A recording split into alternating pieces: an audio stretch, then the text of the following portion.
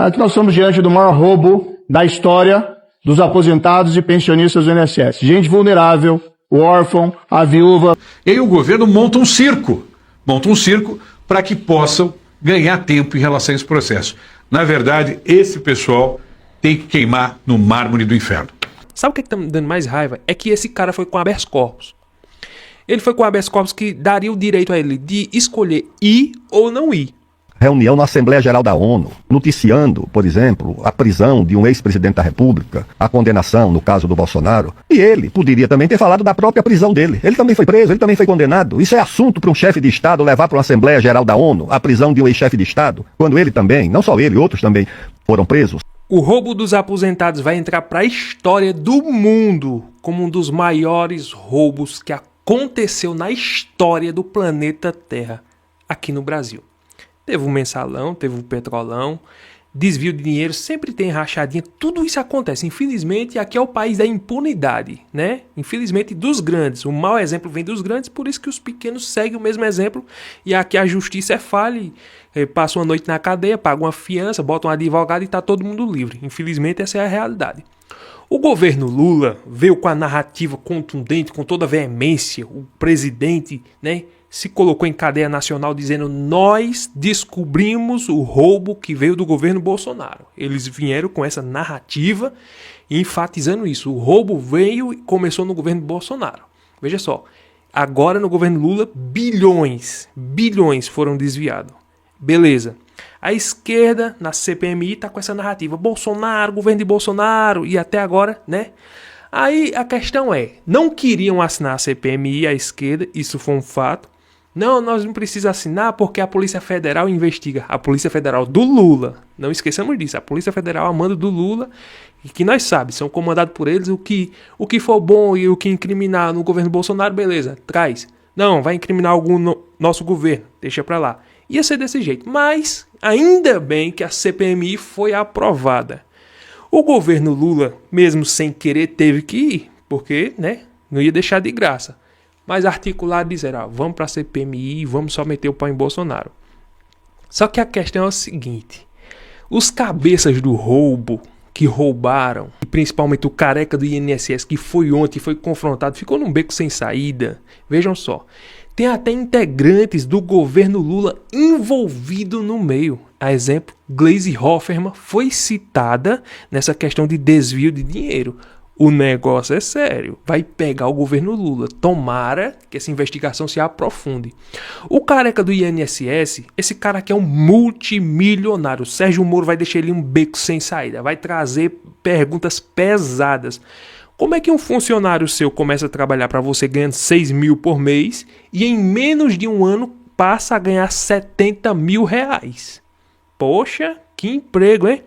Uma funcionária que ele conheceu há pouco tempo, quando pensa que não, milhões caem na conta dela. Que emprego bom, hein? Em menos de um ano. Veja só, é lícito? É normal? Claro que não é, gente. Então eu vou colocar aqui Sérgio Moro confrontando esse careca do INSS que ficou conhecido desse jeito. Aqui na CPMI ele disse que não, eu sou inocente, vou provar minha inocência e para lá. Eu sei que esse daqui está preso preventivamente, tem que continuar preso e outra coisa, tem que devolver o dinheiro. Não é só ficar preso não, porque foi bilhões que foram roubados. Tem casa em outros lugares, em outros países, ele tem paraíso fiscal, ele mesmo disse na CPMI. Veja só, pessoal, o negócio é sério. Vou deixar o Sérgio Moro aqui confrontando ele, vou deixar outro jornalista também falando sobre essa questão da CPMI, vou trazer também uma fala de Alan dos Santos, falando sobre a Magnífica, e vou trazer outros vídeos também. Fica comigo até o final, mas antes, deixa aquele like, porque você fortalece o canal, curte, comenta, compartilha. Se não tiver inscrito, inscreva-se e bora para o conteúdo agora.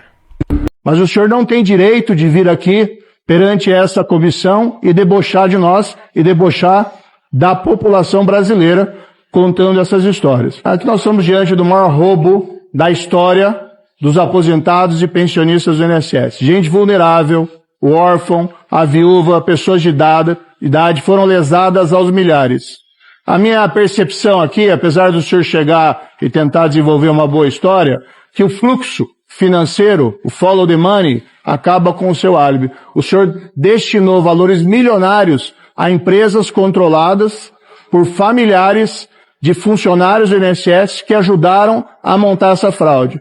E o senhor aqui, me desculpe, o senhor não tem a comprovação desse serviço. O senhor acabou de conhecer a Thaís e pagou para ela 7 milhões.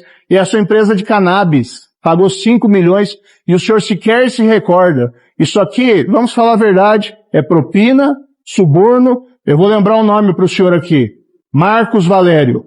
Ele foi o operador central do caso do Mensalão. Foi o primeiro escândalo do governo Lula. Ele ficou calado, não colaborou, foi condenado a 37 anos de prisão. Enquanto pessoas para as quais ele pagou suborno, alguns ficaram menos de 1 ano presos. Então rogo aqui ao senhor, e também sugiro ao seu advogado, que comece a pensar em colaborar, porque o senhor está preso, o ministro André Mendonça é um ministro firme, não acredito que ele vá revogar diante de tantas evidências e da magnitude desse escândalo financeiro. A sua saída para esse caso é unicamente a colaboração, porque a sua história, o seu álibi, não converge com os fatos e com os documentos. Sabe o que tá me dando mais raiva? É que esse cara foi com habeas corpus. Ele foi com habeas corpus que daria o direito a ele de escolher ir ou não ir. Escolher falar o que quiser, ou então, quando for perguntado, simplesmente ficar calado. Sabe o que é que me dá mais raiva? É por isso que eu digo que o Brasil é o país da impunidade. Porque diante de uma pessoa que tem documentos comprovando de que ela participou, é o mento, é o cabeça que faturou bilhões de pessoas vulneráveis, pessoas que não têm nem dinheiro para comprar um remédio, não tem nem dinheiro para pagar uma luz, vive num aperto terrível, só tem uma aposentadoria para sustentar a casa, pagar aluguel, água, luz, tudo. Aí chega uma pessoa dessa e ganha o habeas corpus, pagou um dos melhores advogados e tá lá. Escolhe ou não falar. Decide ou não ir. Poxa, é impunidade isso, porque no mínimo era para ele ser obrigado a ir e obrigado a responder tudo. Se é mentira ou verdade, isso é um problema dele. Mas era para ser obrigado. Esse negócio de habeas corpus, é por isso que eu digo, o país é impunidade. Você tem... Não estou dizendo que ele não deva ter direito a advogado, claro, sim. Mas habeas corpus, para deixar ainda a opção com o ladrão. O ladrão ainda tem a opção de escolher se vai ou não. A opção de escolher se fala ou se não fala. É inacreditável, é uma vergonha. E quem faz isso? Os ministros. Os ministros é que dá habeas corpus. Se eu fosse um ministro e ele viesse pedir um habeas corpus para mim, não, meu filho, se vire, vá com a sua boca, sua coragem e fale o que tiver de falar. Essa aqui é a verdade. É obrigado a falar, né? Mas infelizmente, essa é a triste realidade que acontece aqui no Brasil. Bora ver esse comentário desse senhor aqui também. Uma vergonha o que está acontecendo em relação a essa CPMI do INSS.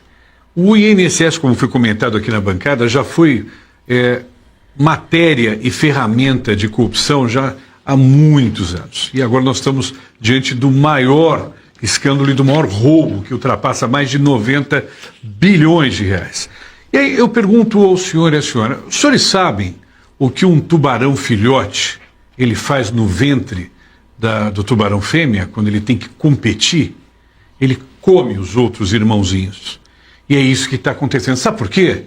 Porque se nós estivéssemos com um governo sério, nós teríamos já arrecadado e tomado de volta das empresas que já sabidamente, nós já temos a lista das empresas e os valores que foram cobrados indevidamente do senhor e da senhora, já nós teríamos arrecadado de volta, nós teríamos se apropriado do valor que eles tiraram de vocês. Ou seja, mas o governo não faz isso. E aí o governo monta um circo para que possam ganhar tempo em relação a esse processo. Na verdade, esse pessoal tem que queimar no mármore do inferno. Sabe que ele tem razão no que ele está dizendo? Se nós tivéssemos um governo e juízes e uma democracia, uma soberania, como é assim que o governo vende, nós temos uma soberania, tem que defender nossa soberania. Mas aqui dentro a corrupção reina. Né? O governo fala de soberania, mas aqui dentro a corrupção ela prevalece, ela cresce e ela é aplaudida pelo governo mesmo. Porque se nós tivéssemos um país sério, de verdade, Essas empresas que são multimilionárias e até bilionárias, o Nelson Williams é um homem bilionário. Eu não estou acusando ele, não sei o que ele tem a ver, mas ele foi investigado e está aí no centro das investigações. Já pediram prisão dele e tudo. Nelson Williams é um bilionário. Segundo as investigações, ele ganhou um superfaturamento ali. Né? Não sei, estão se aprofundando ainda. Né? Mas tem esse careca do INSS, que é outro multimilionário. E tem outros. O que teria que fazer? Tem prova? Tem. Bora. As empresas é que vai ressarcir agora o dinheiro dos aposentados. E não nós que pagamos imposto. É para indignar a pessoa. Nós que pagamos imposto estamos ressarcindo o dinheiro dos aposentados que merecem ser ressarcidos. Mas as empresas que desviaram os bilhões, que o pessoal ainda continua bilionário e milionário, continua com seus patrimônios. Era para ser vendido, ó. Bora, vou pegar suas empresas. Acabou-se, meu filho. Vou devolver agora. O problema é teu. Tá provado e comprovado. Acabou-se. Deveria ser assim. Infelizmente, essa é a triste realidade, né? A ONU não consegue resolver o conflito. Olha, o que o Aldo Rabelo, né? Aldo Rebelo vai falar do Lula. Rebelo, não Rabelo. Rebelo vai falar do Lula. A vergonha que o Lula foi na ONU. A vergonha que esse governo faz a gente passar. No Oriente Médio, não consegue resolver o conflito na Ucrânia, não consegue resolver os conflitos e as guerras civis na África. E nós vamos entregar à ONU o destino da Amazônia. Quem é que vai decidir pela ONU? Porque a ONU mesmo não decide nada. Tratou de assuntos internos do Brasil, numa reunião na Assembleia Geral da ONU, noticiando, por exemplo, a prisão de um ex-presidente da República, a condenação, no caso do Bolsonaro. E ele poderia também ter falado da própria prisão dele. Ele também foi preso, ele também foi condenado. Isso é assunto para um chefe de Estado levar para uma Assembleia Geral da ONU a prisão de um ex-chefe de Estado, quando ele também, não só ele, outros também foram presos. A gangue do Lula todinha foi preso. A quadrilha do Lula. Assuntos internos do país. A fala sobre a Amazônia é lamentável. Ela se aproxima do entreguismo mais vulgar. O presidente Lula defendeu que um órgão da ONU tenha soberania para tratar sobre a questão do clima. Ou seja, um órgão da ONU terá soberania, inclusive acima dos congressos nacionais, acima do Congresso brasileiro, para tratar de um tema de grande sensibilidade da soberania do Brasil, que é a Amazônia. Não, presidente Lula. Os brasileiros não vão entregar a um órgão da ONU as decisões sobre o futuro da Amazônia. E nem o senhor tem o direito de fazer isso. A Amazônia não pertence à ONU. Aliás, a ONU, que não resolve nenhum dos conflitos internacionais, perdeu sua autoridade. A ONU não consegue resolver o conflito no Oriente Médio, não consegue resolver o conflito na Ucrânia, não consegue resolver os conflitos e as guerras civis na África. E nós vamos entregar à ONU o destino da Amazônia. Quem é que vai decidir pela ONU? Porque a ONU mesmo não decide nada. 3 ou 4 ou 5 potências vão decidir pela ONU, o Conselho de Segurança, provavelmente. Eu achei lamentável a abordagem dele sobre a ONU. A palavra desenvolvimento, direito ao desenvolvimento, não aparece uma única vez. Parece um discurso de cordeiro para uma plateia de lobos. Ou seja, para agradar quem? Nós vamos renunciar à nossa soberania sobre a Amazônia, o nosso direito ao desenvolvimento, transformar a Amazônia numa reserva de crédito de carbono para os países industrializados, que vão ter direito à emissão de gases de efeito estufa, e a Amazônia é o jardim botânico que vai sequestrar o gás de efeito estufa. Eu achei completamente inapropriado para um chefe de Estado ir até a ONU. Não é a primeira vez que o presidente Lula defende que a ONU tenha soberania sobre a agenda do clima e tenha soberania sobre o tema que envolve diretamente a Amazônia. Quando se trata de clima no mundo, todo mundo só quer tratar da Amazônia, como é o caso dessa conferência que vai acontecer em Belém do Pará. A grande verdade e o fato é o seguinte, é que eles falam sobre soberania, sobre a Amazônia, estamos cuidando, mas ninguém quer falar mais das queimadas, do garimpo ilegal, do desmatamento que está acontecendo. Não, acabou. A Amazônia parece que é mil maravilhas agora, nós estamos protegendo. É como o Aldo Rebelo disse aí, está entregando a China, ou não é? Ou isso não é verdade? O Lula no discurso é bonito, falando de soberania, de democracia, mas olha com quem ele está aliado. Então é um hipócrita, o cara é um hipócrita, só foi falar de hipocrisia lá. Fala de paz, mas faz guerra aqui dentro do Brasil. Essa que é a verdade, diz que não ia anistiar ninguém, porque um cara que fala de paz, ó, bora, anistia para todo mundo. Ele saía mais fortalecido se ele fizesse isso, né? Mas o ódio é tão grande, o rancor, a raiva pelo fato de que ele teve preso um dia e quer ver prisão para todo mundo. Aí vem com esse discurso, não, mas eles queriam dar um golpe. Essa narrativa já caiu por terra, já as provas de Tagliaferro já comprova de que essa fraude que foi o julgamento de Bolsonaro não tem validade em canto nenhum do mundo. Juízes sérios de verdade que analisar os fatos vai ver que não teve nada de golpe aqui no Brasil. Mas segundo o ódio e a narrativa de Alexandre de Moraes e de Lula, né, eles queriam instaurar um golpe aqui. O Lula falou da prisão do Bolsonaro na ONU, que não tem nada a ver. Por que não falou da sua prisão? Por que não falou da quadrilha? Do seu governo? Não, mas disso não fala, né? Infelizmente, é um presidente que nos faz passar vergonha. Isso é um fato, isso é uma verdade. Não concordo com tu, Fagner. Sim, tá bom, isso é um problema seu, e isso aqui é um problema meu que eu falo. Mas essa é a realidade, é um governo que não está preocupado em resolver os problemas do país, está preocupado com seu populismo e com as eleições de 2026. Agora, às vésperas das eleições, se é que eu posso dizer assim, porque falta, né, um ano, basicamente, às vésperas das eleições, tá dando gás de graça, tá baixando a conta de luz, agora.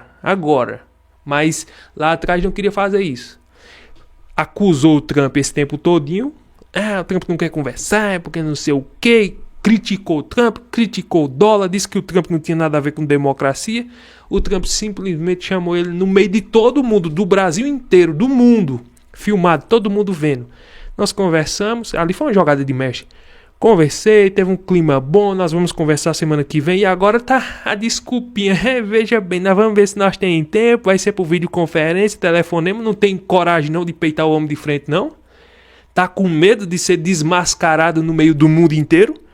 Que esse aqui é o fato e que essa aqui é a verdade, né? Assim é que eu penso. Vamos ver o que, vai acontecer daqui pra lá. Eu tô torcendo pelo bem do Brasil. Se o Lula tivesse humildade e fosse um homem estadista de verdade, ele ia sentar na frente de Trump, ia conversar sobre as tarifas e ia escutar a verdade. E se tivesse fato, discutisse ali, uma discussão de presidente para presidente. Não se esconder. Então, se ele quisesse, tivesse se importando com a soberania que ele disse que está se importando, ele era o primeiro a dizer ao Trump, bora conversar. Mas agora está fugindo. Qual vai ser a desculpa que ele vai trazer para o Brasil? Pessoal, eu não fui conversar, veja bem, porque o Trump não queria. Ele vai dizer isso agora? Se o Trump já chamou? É inacreditável, né? É uma vergonha ter esse tipo de presidente aqui no Brasil. Mas fazer o quê, né?